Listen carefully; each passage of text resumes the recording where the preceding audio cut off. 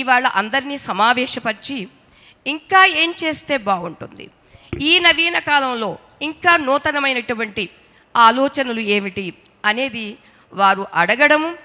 అంతేకాదు వారి ప్రప్రథమ ప్రసంగంలో కూడా చాలా చక్కని పదాలతో వినయ విధేయతలతో ఇవాళ ఇంతమందిని సమావేశపరిచి మేము కోరుతూ ఉన్నాము అని చెప్పడం కూడా అది వారి సంస్కారము, వారి యొక్క ఔన్నత్యము.